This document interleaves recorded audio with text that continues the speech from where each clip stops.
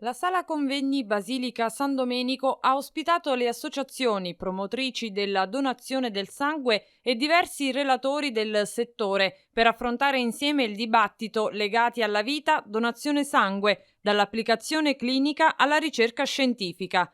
L'incontro, patrocinato dal Comune di Sora, dalla ASL Frosinone e dall'Anci Lazio, ha lo scopo di proporre una riflessione sull'importanza delle donazioni in materia sanitaria e del loro impiego per la maggiore consapevolezza e senso di responsabilità nei confronti di chi oggi vive fragilità più o meno gravi.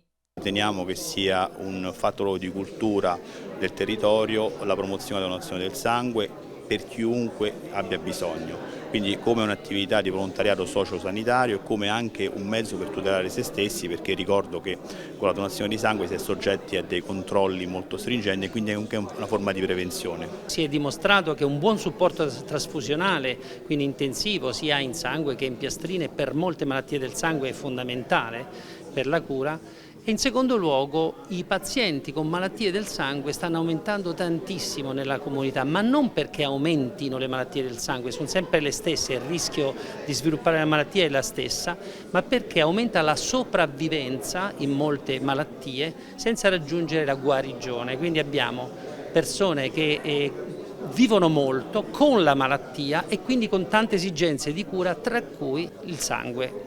Donare il sangue dunque è un piccolo ma grande gesto, lo sanno bene gli eroi silenziosi, i donatori, e lo sanno ancor più i pazienti. Sono un paziente guarito, la mia patologia era leucemia mieloide acuta, quindi ho dovuto subire il trapianto di staminali e quindi il post e il pre trapianto è quasi invaso da donazioni di sangue, di piastrine, di plasma, di tutto ciò che occorre e quindi senza di quello non sarei sopravvissuto.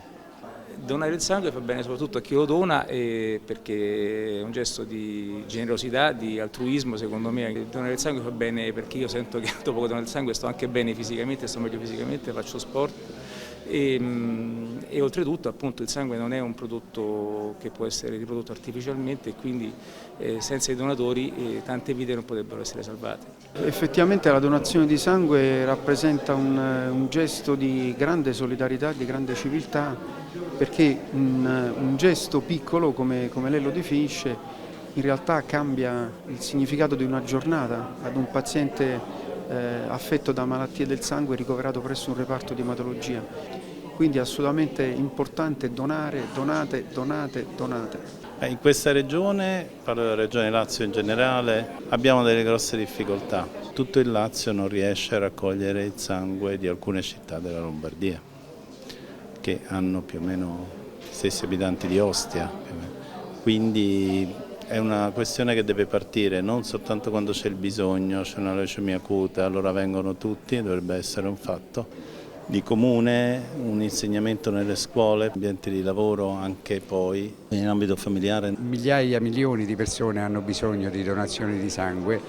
L'invito principale è quello a donare il sangue con piacere, pensando di fare un dono gradito a uno dei nostri cari durante una ricorrenza. Con questo spirito dovremmo avvicinarsi alla donazione di sangue. A portare i saluti del sindaco di Sora la consigliera comunale Floriana De Donatis. Io volevo esprimere tutta la mia gratitudine a queste associazioni che con la donazione del sangue aiutano sia i cittadini che ne hanno bisogno per motivi di malattia e sia per venire in soccorso ai purtroppo sempre più numerosi incidenti stradali dove soprattutto sono coinvolti i giovani.